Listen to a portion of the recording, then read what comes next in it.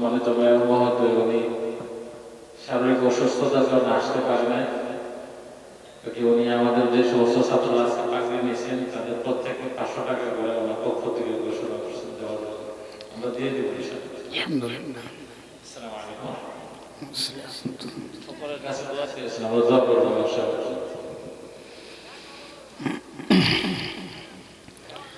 السلام عليكم ورحمة الله وبركاته. سبحانك لا علم لنا إلا ما علمتنا إنك أنت العليم الحكيم. رب اشرح لي صدري ويسر لي أمري واحلل عقدة من لساني يفقهوا قولي. الحمد لله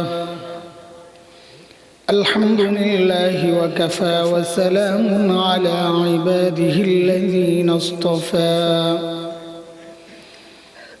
أما بعد فأعوذ بالله من الشيطان الرجيم.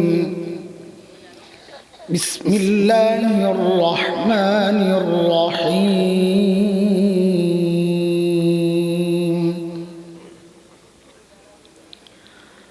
لقد من الله على المؤمنين إذ بعث فيهم رسولا من أنفسهم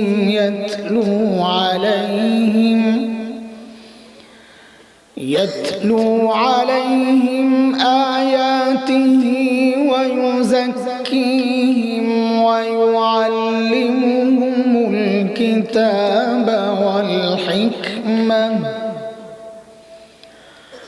وإن كانوا من قبل لفي ضلال مبين.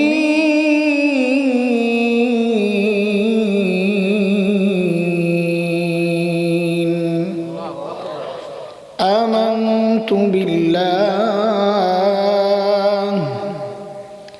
صدق الله العلي العظيم.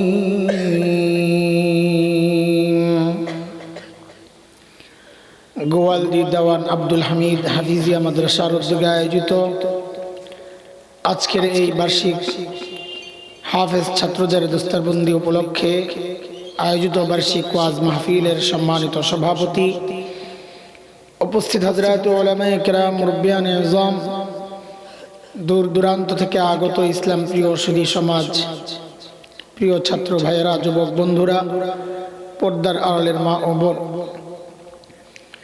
আল্লাহ সুবহানাহু ওয়া তাআলার অশেষ মেহেরবানি, করুণা, দয়া, যে মহান মালিক দিন জানা, দিন বুঝার জন্য, দিন শেখার জন্য এই মজলিসে আমাদেরকে একত্রিত করেছেন। মালিক চেয়েছেন বলেই আমরা বসতে পেরেছি। মালিক না চাইলে কারো পক্ষেই এই মজলিসে আসা সম্ভব ছিল না। কোরআনের কথা আল্লাহ বলেছেন, আমি যাকে চাই কেবল তার দিলটাই দিন বুঝার জন্য খুলে দেই, আর যদি আমি না চাই তো কেউ যদি নিচ থেকে দিনের উপর চলতে চায় তো এটা আসমানে ওঠার মতো অসম্ভব। কোরআনের কথা সূরা আনআমের মধ্যে আসছে, আল্লাহ তাআলা বলেন, فَمَن يُرِدِ اللَّهُ أَن يَهْدِيَهُ يَشْرَحْ صَدْرَهُ لِلْإِسْلَامِ وَمَن يُرِدْ أَن يُضِلَّهُ يَجْعَلْ صَدْرَهُ ضَيِّقًا حَرَجًا كأنما يصعد في السماء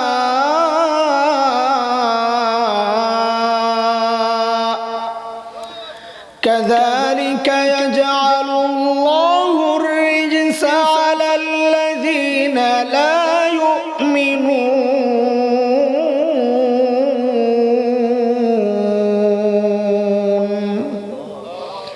এই আয়াতের মধ্যে রব্বে কারীম এই কথাগুলো বলেছেন। মুহতারাম হাজরিন, যে মহান মালিক এই নিয়ামতে আমাদেরকে ধন্য করলেন, ওই মালিকের শুকরিয়া আদায় করি, জবান খুলে প্রাণ খুলে কালিমাতুশ শুকর উচ্চারণ করি আলহামদুলিল্লাহ।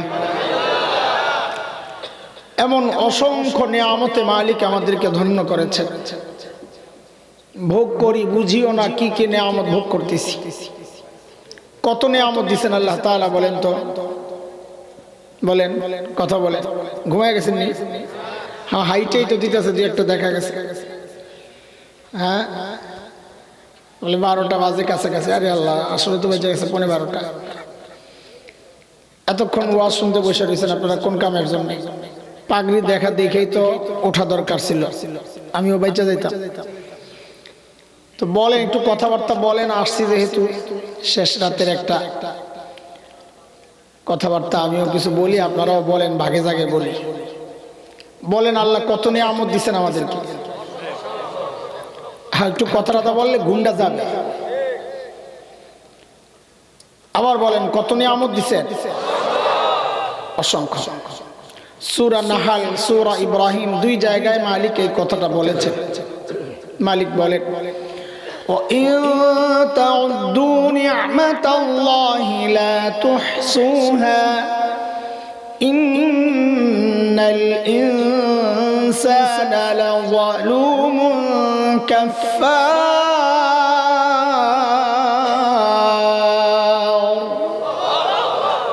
যে এত এত নিয়ামত দিছি, এই নিয়ামত যদি গনে গনে শেষ করতে পারবে না। এর মধ্যে কিছু নিয়ামত আছে বড় বড়, অনেক বড় বড় নিয়ামত। এইরকম দুইটা নিয়ামতকে আমরা নির্ধারণ করেছি যেগুলো আমাদের জন্য আল্লাহর পক্ষ থেকে সবচাইতে বড় নিয়ামত। কিভাবে নির্ধারণ করলাম? আল্লাহ তো বলেন নাই যেটা বড় নিয়ামত, কিন্তু আল্লাহর বলার ধরনটা, ভঙ্গিটা, শব্দগুলো বলে যে এগুলো বড় নিয়ামত। সেটা হচ্ছে দুইটা নিয়ামতের ক্ষেত্রে আল্লাহ শব্দ মান ব্যবহার করেছেন। মান, মান মানে খোঁটা দেওয়া, মান্না খোঁটা দেওয়া। আমরা যখন কাউকে অনুগ্রহ করে খোঁটা দেই, তো এটা বুঝার জিনিস। বলেন, খোঁটা ছোটটার দেই না বড়টার দেই? বলেন তো। একজনকে 100 টাকা দিচ্ছেন, আবার তাকেই 1 লক্ষ টাকা দিচ্ছেন, তো খোঁটা দেওয়ার সময় কি বলবেন? তোর না একদিন 100 টাকা দিছিল, কি বলবেন? খোঁটা মানুষ ছোটটা দেয় না, খোঁটা কোনটা দেয়? দুইটা নিয়ামতের ক্ষেত্রে আল্লাহ মান ব্যবহার করেছেন। মুফাসসিরিনে কেরাম বলেন, বোঝা যাচ্ছে এই দুইটা নিয়ামত আল্লাহর পক্ষ থেকে বান্দার জন্য সবচাইতে বড় নিয়ামত। সেই দুইটা নিয়ামত কি? একটা নিয়ামত হচ্ছে সূরা হুজুরাতের শেষ দিকে আসছে, শেষ আয়াতের আগের আয়াত। ওখানে আল্লাহ তাআলা বলেন, يَمُنُّونَ عَلَيْكَ أَنْ أَسْلَمُوا قُلْ لَا تَمُنُّوا عَلَيَّ إِسْلَامَكُمْ بَلِ اللَّهُ يَمُنُّ عَلَيْكُمْ أَنْ هَدَاكُمْ لِلْإِيمَانِ إِن كُنتُمْ صَادِقِينَ।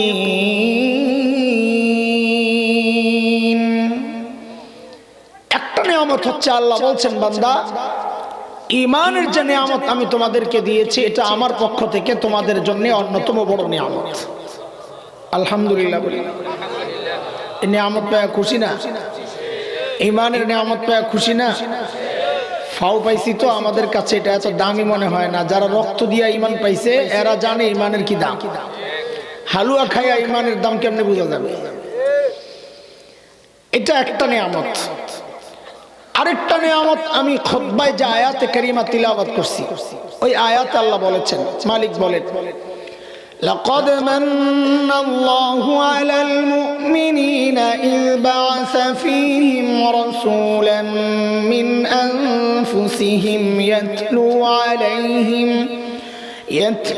عليهم آياته ويزكيهم ويعلمهم الكتاب والحكمة وإن كانوا من قبل لفي ضلال مبين।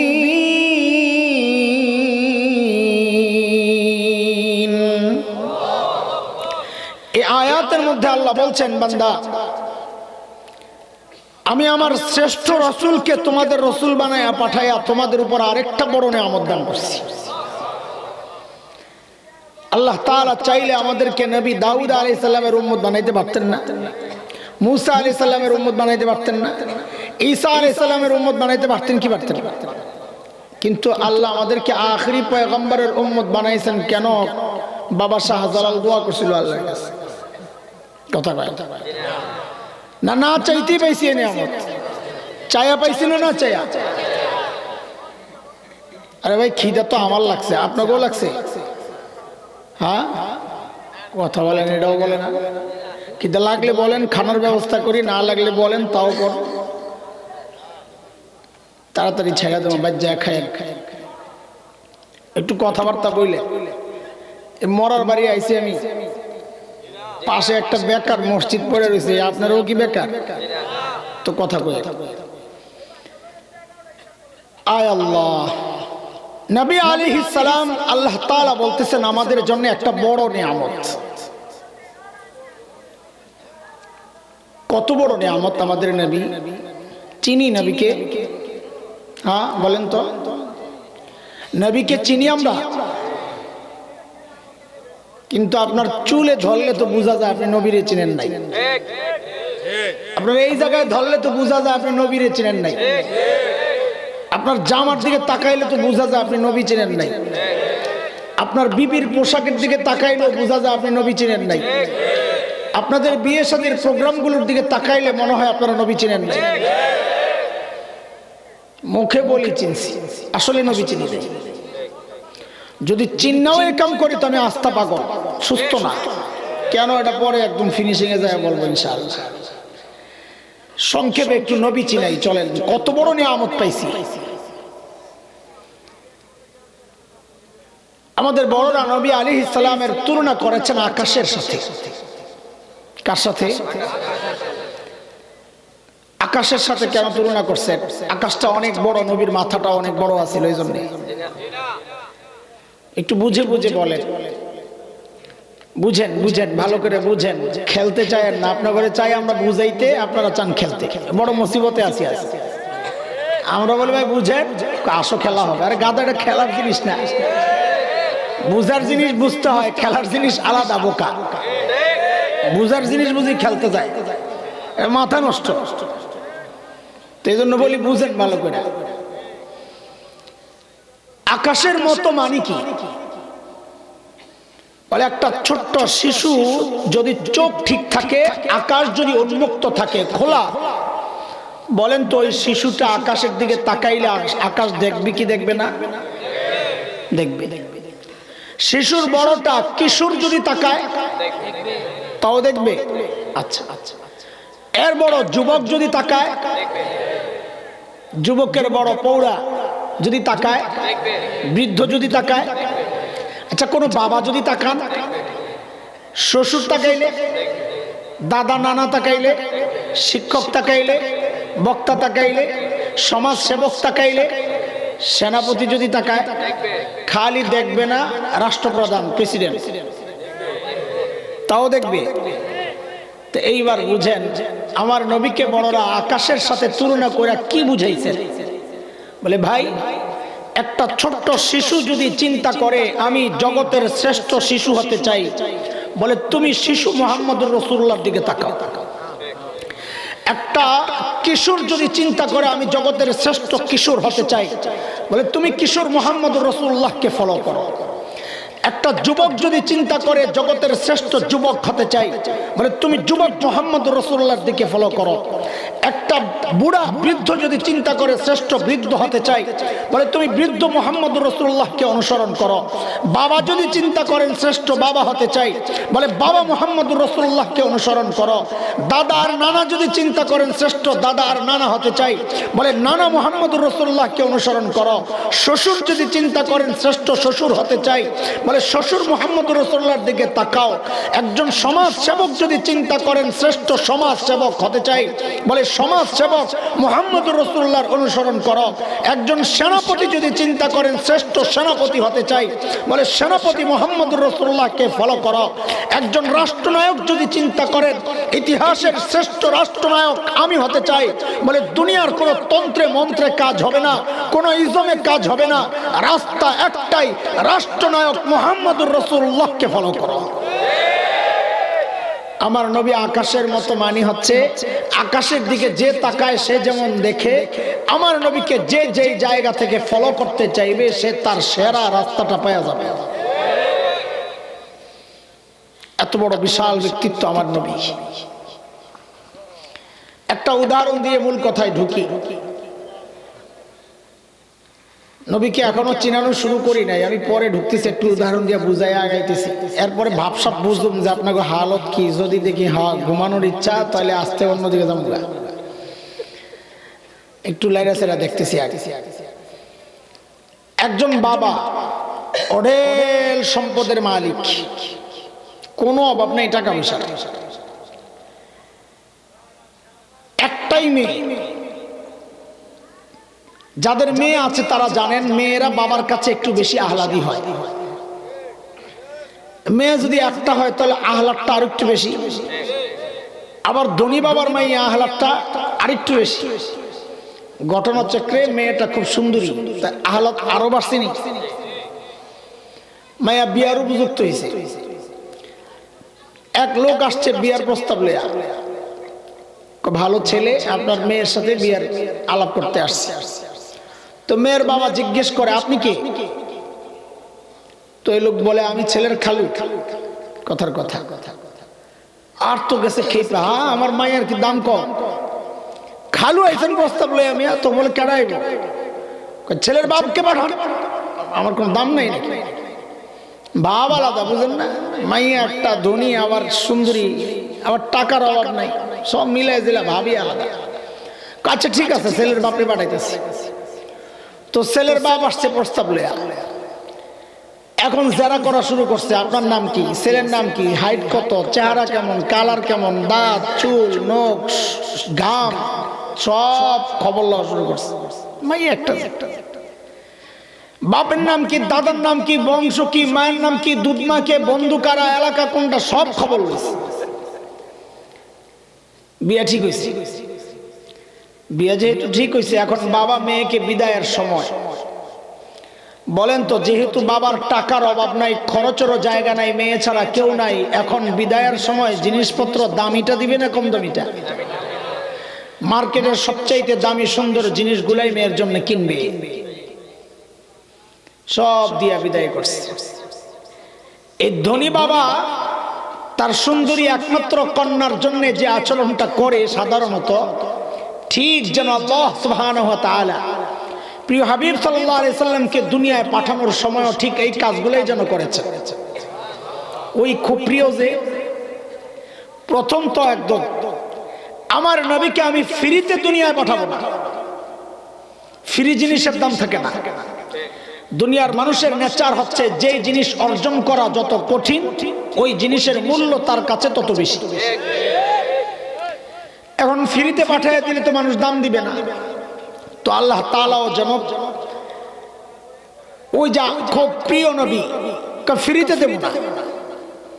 বলে কেমনি দিবেন? বলে প্রস্তাব দিয়ে আমার কাছ থেকে চাইয়া নিতে হবে। চাইয়া যে দেন না দেন না দেন না, আপনার সেরা শ্রেষ্ঠ নবীরা দেন না, চাইয়া নিতে হবে, প্রস্তাব দিতে হবে।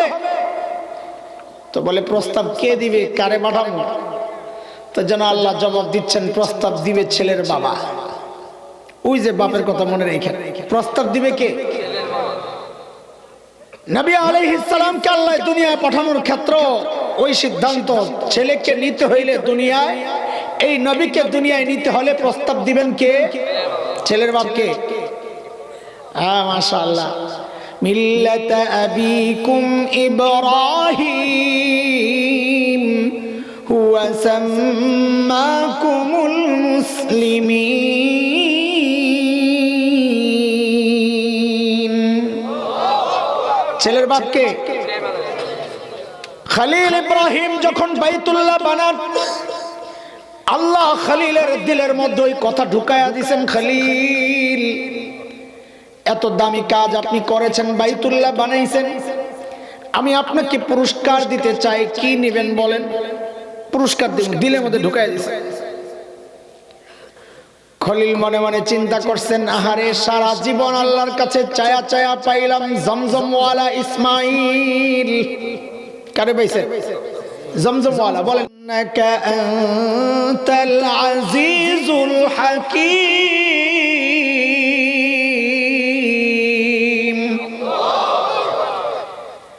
দোয়া করছেন আল্লাহর কাছে, আল্লাহ আমি চাই আপনার শ্রেষ্ঠ রাসূলকে চাই দেন।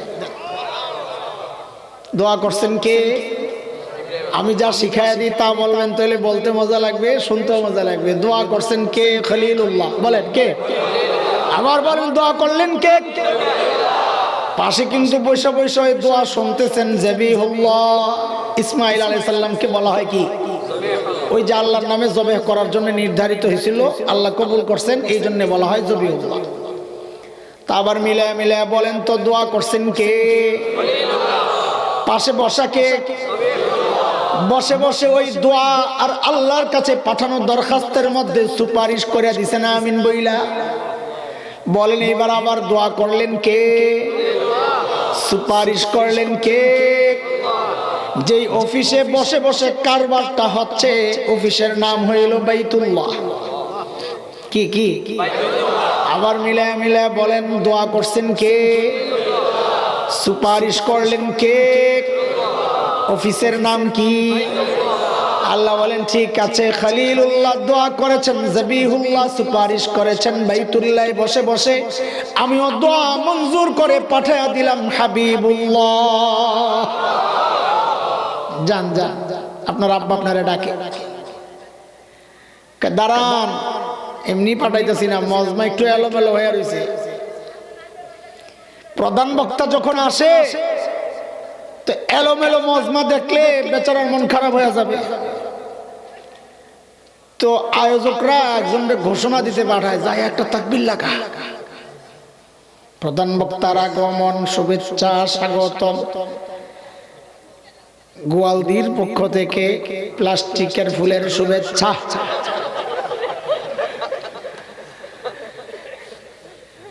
আল্লাহ আল্লাহ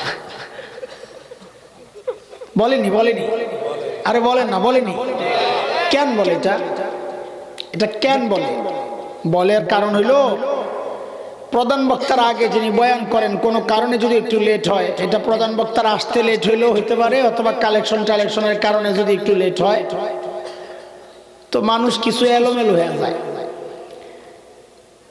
কেউ বাদ জায়গা, কেউ টোজো স্থানটা সারতে যায়, আর কেউ চুপচাপ জিম্মারা বয়ে থাকে, জায়গাটা গরম করছি আর সারান দরকার নাই, বয়ে থাকে চুপচাপ। আবার কেউ আছে একটু বদ অভ্যাস আছে, একটু দূরে যাইয়া শয়তানের লেনজাটা নেই। প্রধান বক্তা আয়ুক আর পরে যা মনে আসতে ধীরে, ঠিক নেই? তো এলোমেলো মজমা, তো এলোমেলো মজমা যেন জমে যায়, এই জন্য ঘোষক ঘোষণা দেয় প্রধান বক্তার আগমন, শুভেচ্ছা। ঠিক আল্লাহ তাআলা প্রিয় হাবিবকে দুনিয়ায় পাঠানোর ক্ষেত্রে এটাও লক্ষ্য করছেন। না, প্রধান অতিথি দুনিয়ায় যাবে আর এলোমেলো দুনিয়া থাকবে, আমার বন্ধু যাবে, চলবে না। একজন ঘোষক রেডি করছেন আল্লাহ, ঘোষণা দেন আপনি, প্রধান বক্তা আসতেছে, ঘোষণা দেন। বলে ঘোষণার জন্য আল্লাহ কার নির্ধারণ করছেন? নবী ঈসা আলাইহিস সালাম। আপনি ঘোষণাটা দিয়ে দেন, প্রধান বক্তার আগের বক্তা তো আপনি, ঘোষণাটা আপনি দিয়ে দেন। নবী ঈসা আলাইহিস সালাম ঘোষণা দিয়েছেন, কোরআনে কারীমে আসছে, ভাই কথা একটাও আমার না। সূরা সফ আয়াত 6, নবী ঈসা আলাইহিস সালামের ঘোষণা আল্লাহ তাও জানাই দিয়েছেন আমাদেরকে। وَإِذْ قَالَ عِيسَى ابْنُ مَرْيَمَ يَا بَنِي إِسْرَائِيلَ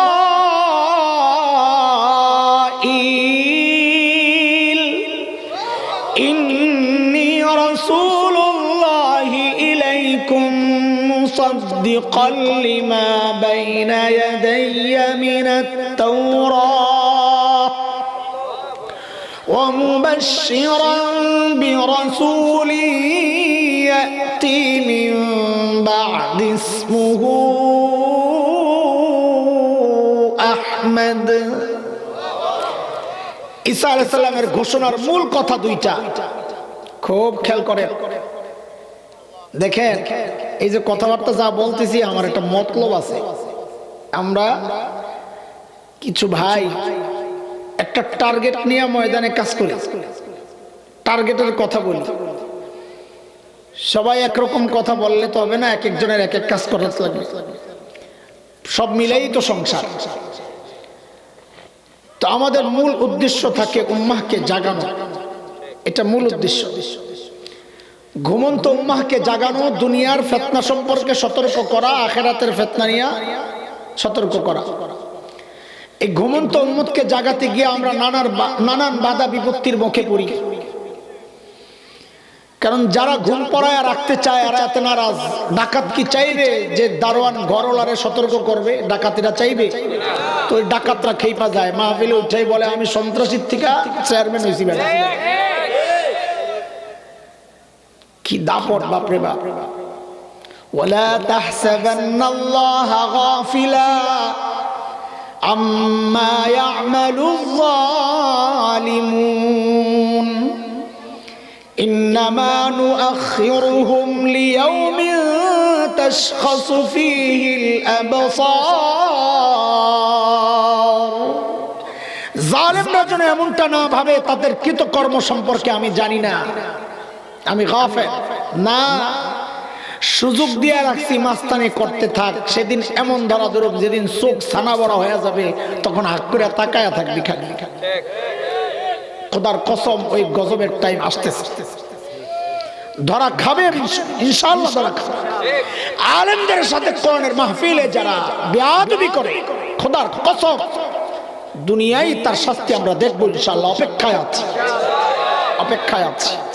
আমাদের কলিজায় আগুন ধরে গেছে, ওই জ্বালা পোড়া মাঝে মধ্যে প্রকাশ পাওয়া যায় কথা বলার মধ্যে।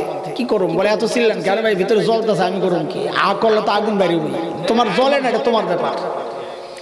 যার কলিজায় আগুন ধরছে সে হা করলে তাপ বাইর হবে, যার কলিজায় আগুন ধরে নাই সে হা করলে ঠান্ডা বাইর হবে, হিসাব সোজা। তোমার ধরে নাই, তোমার জ্বলে না, বাস তুমি চুপ করে থাকো। যে কথাটা বলতেছিলাম, যে ওই টার্গেটেই কথা বলি। এই যে নবীর সিরাতের কিছু কথা শুরু করছি, নবীর পরিচয় দিচ্ছি, এই পরিচয় দেওয়া মাকসাদ না। এগুলা বললে মানুষ একটু মজা করে শোনে, আরে নবীর শান না, আরে আশেকের রসুলটা বয়ে দিছে তো। কিন্তু আসলে এগুলো হইলো বাচ্চাদেরকে ডাক্তারের কাছে নিলে ডাক্তার যদি বুঝে যে আর ইঞ্জেকশন দেওয়া লাগবে, তো ডাইরেক্টলি এই সিরিঞ্জ জিনিস এগুলো খুলে না, কারণ ডরায় যাবে। তো কি করে, হাতে একটা চকলেট ধরায় যায়, খা, একটা খেলনা ধরায়। বাচ্চা যখন চকলেট আর খেলনা নিয়ে ব্যস্ত থাকে, ডাক্তার ওদিক দিয়ে আস্তে করে ইঞ্জেকশনটা টুস করে ঢুকাইয়া দেয়। ঠিক নেই? আমিও আপনাদেরকে নবীর শান আর মানের চকলেট খাওয়াইতেছি, ফাঁক মতো কিন্তু আমার ইঞ্জেকশন ঠিকই ঢুকে যাবে, অপেক্ষায় থাকে। হযরত ঈসা আলাইহিস সালাতু ওয়াস সালামের ঘোষণার মূল কথা দুইটা। এখানে আমার এক ইঞ্জেকশনের সুই একটা আছে, এই জন্য এখান থেকে কথাটা শুরু করলাম। ঘোষণার এক নম্বর কথা, ও বনি ইসরাইল, আল্লাহ আমাকে তোমাদের রসুল বানায়া পাঠাইছে। এই কথাটা আমার সাথে বলেন তো, ও বনি ইসরাইল, আল্লাহ আমাকে তোমাদের রসুল বানায়া পাঠাইছে। এই কথাটা মনে থাকবেন ইনশাআল্লাহ। এটার নাম দিলাম নাম্বার 1 সুই। মনে রাখবেন যে আমি সুইটা চাইবো, ভাই সুইটা দিছিলাম দেন, তখন দিয়ে দিবেন। এটা আমার ধরেন, কি সুইটার নাম কি? ও বনি ইসরাইল, আল্লাহ আমাকে তোমাদের রসুল বানায়া রাইখা দেন। এটা পরে আসতেছে, চকলেট আরো খায়ালো। হযরত ঈসার 2 নম্বর ঘোষণা, ওয়া মুবাশশিরান বিরাসূলিন ইয়াতি মিন বা'দি ইসমুহু আহমদ। আখেরি পয়গম্বর, প্রধান বক্তার আগমনের সময় আসছে। আমি তোমাদেরকে সুসংবাদ জানাচ্ছি, যার নাম হচ্ছে আহমদ সাল্লাল্লাহু আলাইহি ওয়াসাল্লাম। নবী আলাইহিস সালামের দুইটা কি দারুণ নাম, চমৎকার। একটা হচ্ছে মুহাম্মদ, আরেকটা হচ্ছে, আমার তো ইলম কালাম নাই, তাও এই দুই নাম নিয়ে যদি আপনাদের সাথে একটু লড়াচড়া দেই তো সারা রাত এখানেই শেষ করার মতো অবস্থা। এত দারুণ নাম আল্লাহ রাখছেন আমার নবীর, সুবহানাল্লাহ। ওই যে যা দিছেন তো সারাটাই দিছেন। ওই যে বাবা মেয়েকে বিদায়ের সময় সব সরা জিনিস দিয়ে মেয়েকে বিদায় করেছে, আমার আল্লাহ আমার নবীকে দুনিয়ায় পাঠানোর ক্ষেত্রে সব সেরা সেরা জিনিস দিয়ে বিদায় করছেন। আরে নাক দিছেন তো সেরা নাক দিছেন, চোখ দিছেন তো সেরা চোখ দিছেন, ঠোঁট দিছেন তো সেরা ঠোঁট দিছেন, হাসি দিছেন তো সেরা হাসি দিছেন, কালার দিছেন তো সেরা কালার দিছেন, আরে থুতু দিছেন তো সেরা থুতু দিছেন, আরে ঘাম দিছেন তো সেরা ঘাম দিছেন। আমার আর তোমার ঘামের দুর্গন্ধে পাশে কেউ বসতে পারে না। আর আমার নবীর ঘাম সাহাবায়ে কেরাম সংগ্রহ করতেন কেন? যেন কোনো প্রোগ্রামে অনুষ্ঠানে ঘাম একটু ছেড়ে দিবে, পুরা মজমা সুঘ্রাণে মৌ মৌ করতে থাকবে। আল্লাহ যা দিছেন তো সেরাটা দিয়েই পাঠাইছেন। বন্ধু দিছেন তো আবু বকরের মতো সেরা বন্ধু দিয়ে দিছেন। উম্মত দিছেন তো আখিরি পয়গম্বরের সেরা উম্মত দিয়ে আল্লাহ পাঠায় দিছেন। কিতাব দিছেন তো সেরা কিতাবটা দিয়ে দিছেন। ভাষা দিছেন তো সেরা ভাষা দিয়ে দিছেন। যেইটা দেখছেন আমার নবীর আল্লাহ সব সেরা সেরা জিনিস দিয়ে সাজায় দিয়েছে। প্রথম নাম আহমদ, আরেক নাম মুহাম্মদ। মুহাম্মদ মানে সবচেয়ে বেশি প্রশংসিত, আহমদ মানে সবচেয়ে বেশি প্রশংসাকারী। আমার নবীর এই সুন্দর দুইটা নাম, কারণ আমার নবী আল্লাহর সবচেয়ে বেশি প্রশংসাকারী। আবার দুনিয়ায়ও আমার নবীর সবচেয়ে বেশি প্রশংসা হবে, হাসরেও আমার নবীর প্রশংসা হবে। মাকামে মাহমুদের মধ্যে শাফাতে কুবরার পর সব নবীরা সব উম্মতরা আমার নবীর প্রশংসার গান গাইতে থাকবে। আরে কি দারুণ নাম আল্লাহ দিয়েছেন দেখেন। মুহাম্মদ মানে সবচেয়ে বেশি, খালি প্রশংসিত নাকি, সবচেয়ে বেশি। মক্কার কাফেররা আল্লাহ কি আজীব নাম দিয়েছেন দেখেন। মক্কার কাফেররা বাজারে হাটে ঘাটে যায় বদনাম করতে হয়, মোহাম্মদ খারাপ মানুষ, এর কাছে যাইবে না। তো লোকজন হাসতো, কি বলে না বলে, সবচেয়ে বেশি প্রশংসিত এই লোক আবার খারাপ হয় কেন? দেখছেন নি কি ব্যাস লাগছে। আইসা মিটিং বসছে, কয় রে এই নাম চলবে না, বুখারীর রিওয়ায়াত, এই নাম চলবে না। তো কি নাম রাখবি? কোন নামটা পাল্টা। তো নাম পাল্টায় রাখছে মুজাম্মাম, সবচেয়ে বেশি নিন্দিত। এখন বাজারে যায় বলে এই সবচেয়ে বেশি নিন্দিত আছে না, এর কাছে যাইবা না। তো মানুষ আসে, সবচেয়ে বেশি নিন্দিত কেটা?